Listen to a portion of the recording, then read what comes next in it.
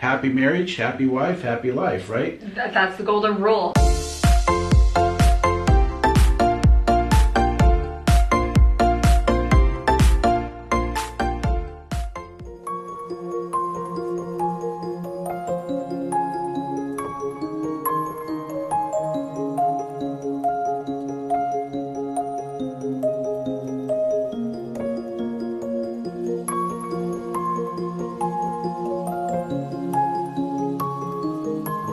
Hello， 大家好 ！Oh my God, I'm so excited! 我终于把 Dr. Shumway 给大家请来了。Dr. Shumway, say hi. You can say something in Chinese if you want. 你好啊。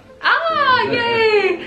We are so lucky to have him here. I have all the questions prepared, crowdsourced from my fans, and the responses have been through the roof, just extraordinary. So, should we just get started? Sure, great. Okay.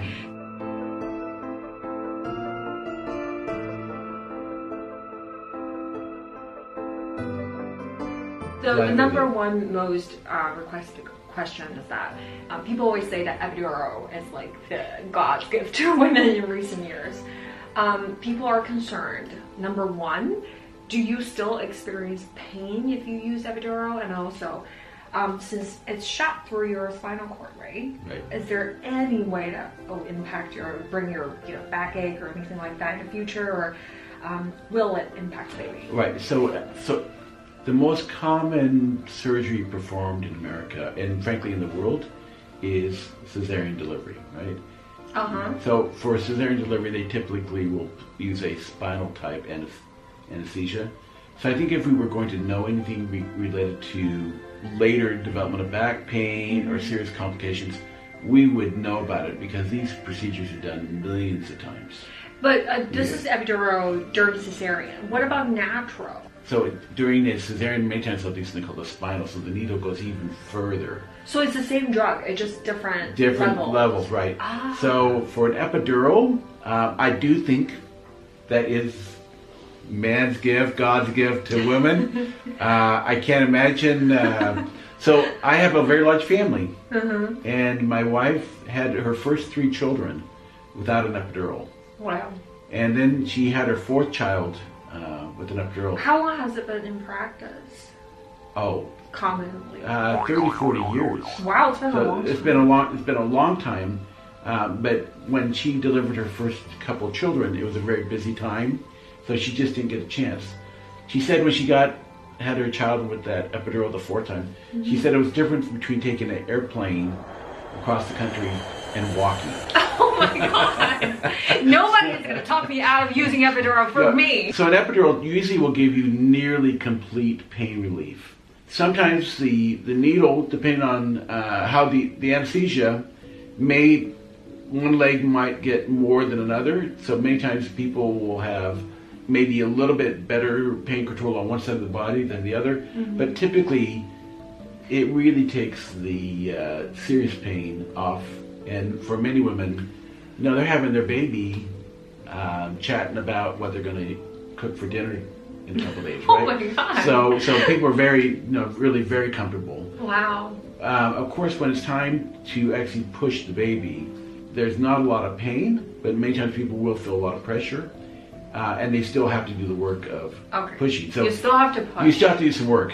Yeah. So can you do it for me? Just kidding. But there is a very tricky time frame that you can use the epidural, right? I had women telling me that usually if they use it too early, they don't dilate fast enough, or if they use it too late, then it's too late. Like no more epidural, you just have to do it now. What's the best time? If someone's going to deliver in the next 30 minutes, many times it takes about 30 minutes for the epidural actually to set in and actually give you maximal pain relief. So nothing's worse than actually getting the epidural in. They've delivered their baby and now they're numb, right? So you need to time it so they actually get their pain relief when they were having the pain. So typically I would like to have an epidural placed when someone's 4-5 centimeters dilated. Maybe do it early if someone's really concerned about the pain. Like me. Well, so it's, can you do it if you're like one finger dilated? Yes, you can. Yes, you can. And so There used to be a lot of discussion about perhaps if you placed the epidural early, maybe the baby would not be turned the right way, or the labor would be delayed. There's really not good data that says this. And if there's a delay, we're talking about 45 minutes delay. We're not talking about, oh, you're not going to have your baby today. Yeah. Wait till tomorrow or the next day. No, we're really talking about a difference. I mean, it's been measured scientifically. There is a difference, but it's measured in minutes, not in hours. Mm-hmm. So overall, it's been used for 34 years and no adverse reports so far. Like we know the it needs to be competently done. Yeah. Don't do this at home. Yeah, don't try it yourself. Don't let your husband give you epidural. No epidurals at home. But right, in a hospital or an appropriate birthing center, yeah, then it's very safe. Boy, I would recommend it. Yeah, oh, me too. No one's going to talk me out of this one. So yeah, that's the question. And it's safe, and also you can pretty much use it at any time. It's not a huge deal. And walking across the country and taking an airplane, you do the math, ladies. Don't let anyone talk you out of it. All right, let's talk about a lot of women talk about having selective cesarean these days, including myself. I really wanted one. But a lot of people have been trying to talk me out of it. My concern is that I'm a little bit older now, and then it just, I don't know, it's embarrassing to try to push the baby. Sometimes I hear like all kinds of horrific stories and disgusting situations. What do you think? Number one, you're a child. You're young. Yes. You're very young. You can do this many ways. I'm 20 years old. It's challenging because we have a very different society than we had 20 years ago, 100 years ago. The coordination that people need to require in their lives to schedule their lives. And some of that's related to their work. Sometimes this is related to, grandmother needs to come in, family is flying in from other countries. Yep. It's really very involved. One challenging thing, my husband works in Hong Kong, and we were really concerned that he wasn't gonna, I don't know when I'm gonna go into labor, and I want him to be here, not necessarily next to me because he may faint, but you know what I mean? But I want him to be here when a baby gets born, and it's harder if you choose the natural route. Right, and so this is the problem, ladies, right? It's really hard. You're living in a world where you're multitasking not only your own schedule, but the schedule of everyone around you, and not only is your schedule tight, but everyone around you's schedule is tight. Let me just back up and give you a history of why we have this elective C-section on demand. Mm-hmm. This was happening in America, and what they were noticing was an ethical problem, right? People would come in and say, Mrs. Chen, no, wait, be patient, wait for your normal time for the baby to come. That's the right thing, that's the good thing.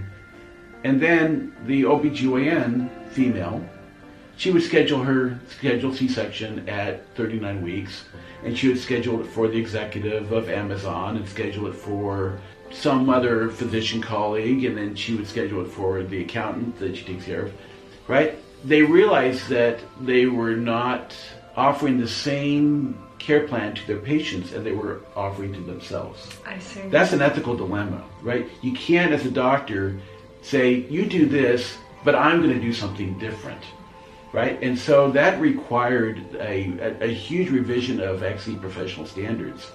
And so women can come and ask their doctor to do a cesarean delivery at 39 weeks plus and schedule that, and that is considered acceptable practice. And the question is it best practice? Is it? Well, it depends on how many children you're going to have, I think. So I think if you're going to have 2 children, I'm talking about 100 research papers here. Mm-hmm.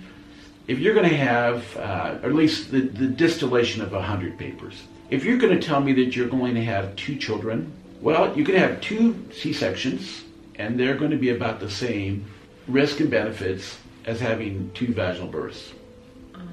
And so to me, if we're only talking about 2 of either one, then it's the same. They're fairly equivalent. There's some advantages, disadvantages of both.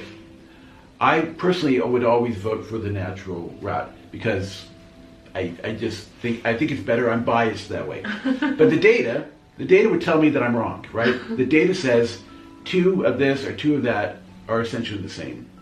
But if you're going to ever go beyond 2 children, you get that 3rd child, doing that 3rd C-section starts to add significant surgical risks. I see. And so, to me, my general advice is to most moms, give your body a chance, right? Try it. Right. Well, try it.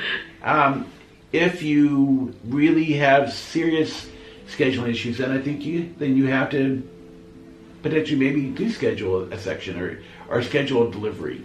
But I do think that we really should not be medicalizing everything in our lives, right? Mm-hmm. A C-section is not a cure for everything. A pill is not the cure for everything. Doing this or that. We need to live more balanced. And I think if we don't medicalize our life, we'll be actually happier as individuals. I agree. And a lot of women are concerned. Do natural birth really affect your sex life afterwards? I don't know. But like, is there something you can do, like the Kegel exercise or whatever? There's the Kegel exercise. Kegel exercise, yeah. So it's interesting. So when women pose me this question, I always think it's curious to me because women actually understand sex in a different way than men, right? And they actually understand it in a better way. It's about emotional connection. Yep. And I know that if I've been kind and generous of heart and considerate, sex is always great, right? It's not but about. I think they're mostly worried about like it's affecting the men's experience. I don't think that's. That's true. I don't think that's true. Good to know that. Good for him to hear it. Yeah. Well. I just don't think. I don't think there's any data to really support that. I see.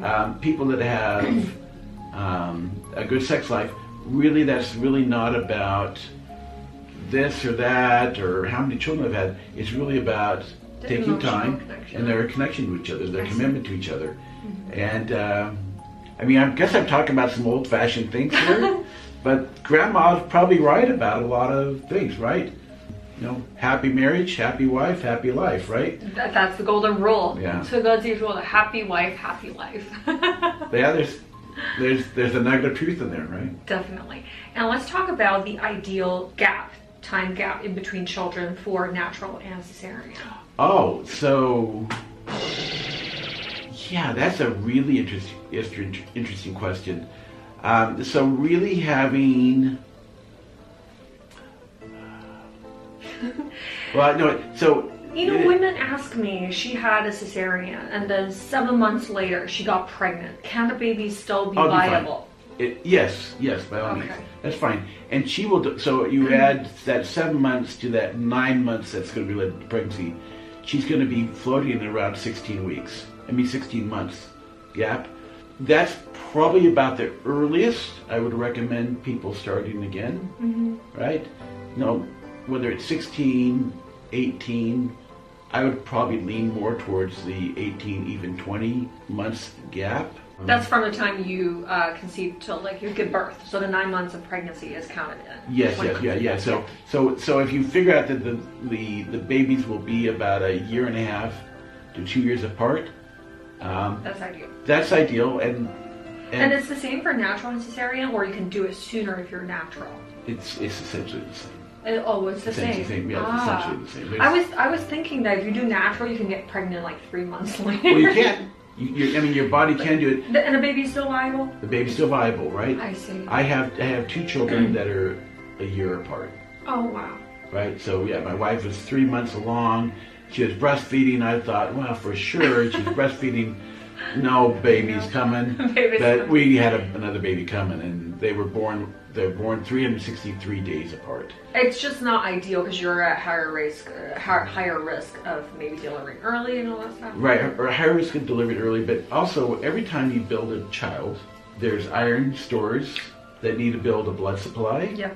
There's calcium stores that need to build a skeleton. So if you were talking in your grandmother's era, you have 1 child, you have 2 children, 3 children. You start getting to that 3rd child, and you're doing it every year or every 1.5 years. women would start to lose a tooth. Yeah. Right? Because they would be using their skeleton to build the skeleton of the baby. Yeah.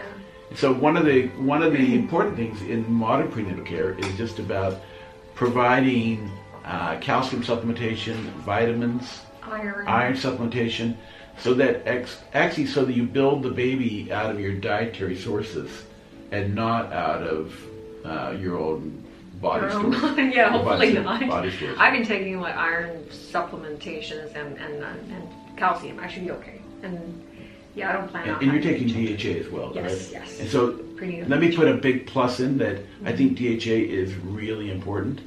You know, I really kind of puzzle people sometimes in China. Yeah. I say, who are the smartest people in the world?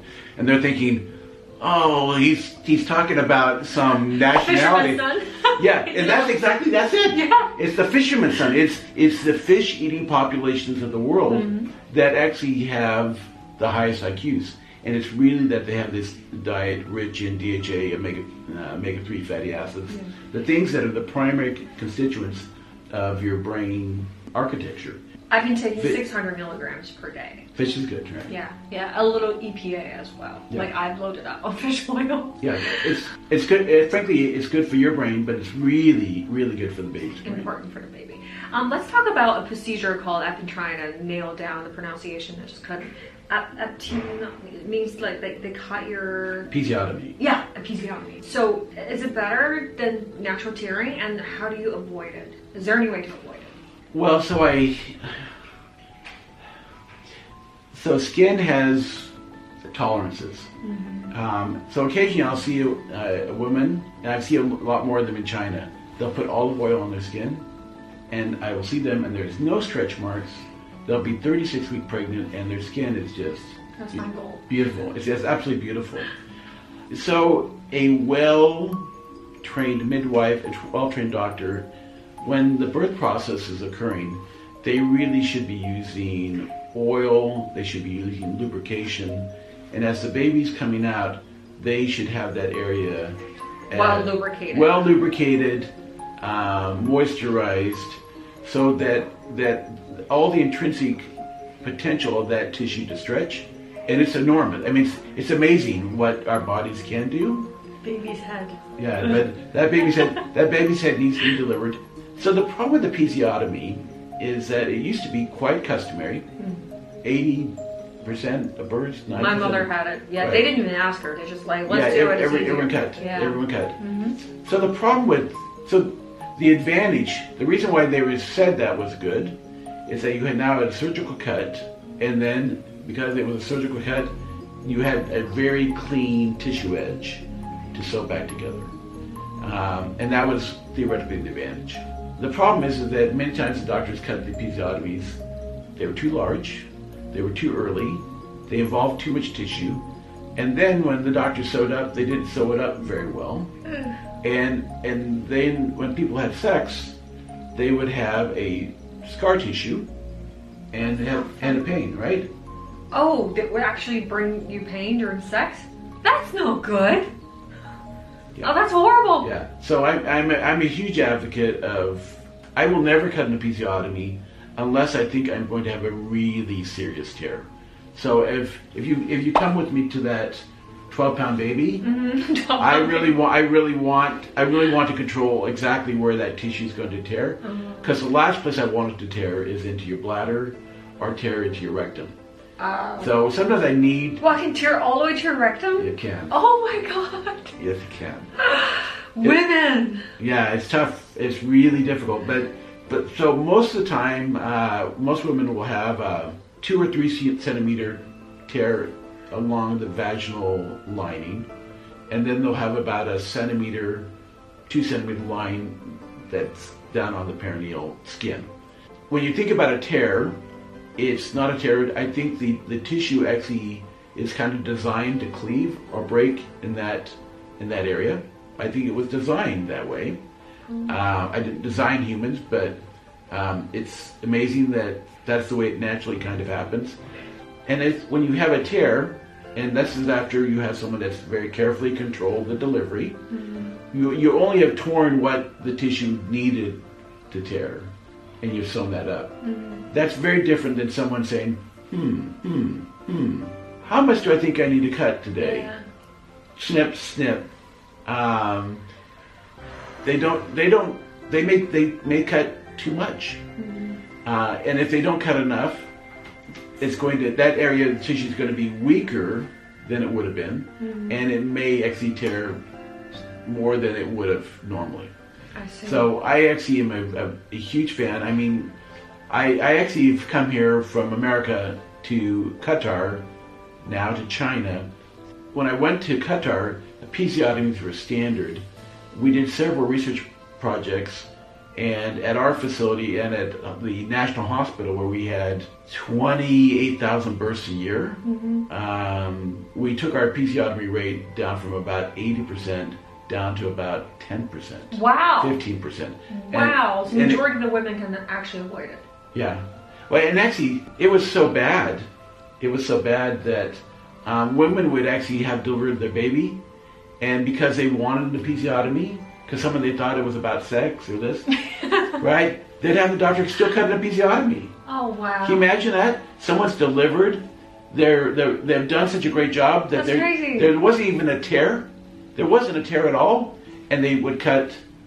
They would cut it anyway, so that they could show their husband, "Oh, yeah, I had episiotomy. I'll still be great in bed. I'll still be good." They sew me back together. Yeah. Anyway, so it's a great tragedy what women go through for the sake of saying I'm young. I'm still sexually attractive. Yeah. I bet this is on every woman's mind. I mean, you still want to be attractive. Well,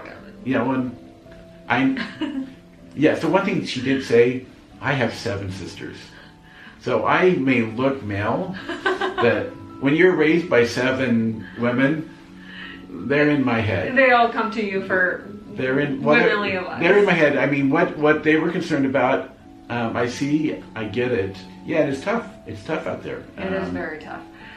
Next question is that VBAC. What's your thoughts on that? What are your thoughts on that?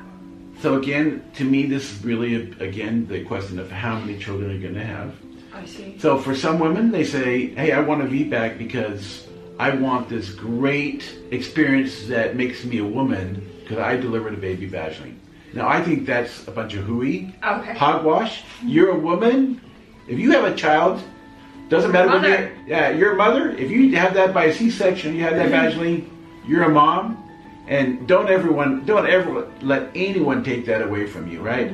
You're a great mom. You're a great mom. You do not have to have a vaginal birth to prove that somehow you're worthy of your next door neighbor's approval. For sure. Right? So VBAC, particularly if someone's going to have a large family, so you have a woman that's come in and she's had a C-section because the baby was breech. They tried to turn the baby and they weren't able to turn it, so now she's had a C-section.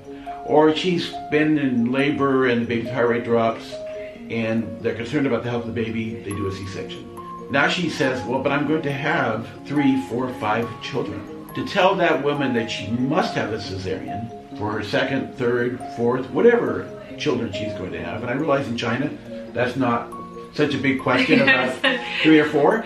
People don't think about 3 or 4. But again, having C-section after C-section after C-section becomes very, very risky. And I frankly think if you can avoid C-sections and keep all that wonderful abdominal musculature, all that fascial tissue intact, there's advantages to you. And you may not see it when you're 23 or 28, but you will see those advantages when you're 40, 50, 60. If you're 50 and you have to now go see the doctor to repair a hernia, have something else done. I go to a gym and I can usually tell who's had C-sections, right? Wow. They're all wearing workout tights and things. Yeah. I can't see their scar, but I can tell that the abdominal muscles are now separated. Why would the C-section cause your abdominal muscles to separate? Because they've got to separate them. Oh. They separate them Your rectus abdominis muscles, your primary. I had no idea. Your primary muscles of sit-ups. So it's harder for them for it to go back. Yeah, that's called a rectus diastasis. Sometimes the doctor may sew those back together after a C-section, but usually I can tell. I can generally tell who's had a C-section or not had a C-section. So they would have to cut your muscle open to get a baby out. No, they're separating. They're separating. I had no idea. They cut the fascial layers, then they push the muscle fibers different direction. I see. But they're not actually breaking them. They're not cutting them. At least generally not cutting them. Mm-hmm. They put their various retractors in so they can see the uterus, make the uterine incision, deliver the baby. Wow, now I learned something hugely important to me because I've been looking at all my clothes that are size 0 and wondering whether I'm ever going to fit into them again one day. And now it makes my decision to try natural a little easier, Dr. Shumway. Well, I think it's an amazing experience. I will tell you, and we were talking when we met a couple weeks ago. The birth experience is just amazing. Every time, after 23,000 births, every time I deliver a baby, I delivered 2 yesterday, I get a little tear in my eye, right? It is an amazing, magical experience. It's amazing and magical for the mom. It's amazing and magical for the father. But even for me, you'd think after that many thousands of kids that it would not affect me in that way. I'm getting a little tear in my eye now, right? It's just amazing.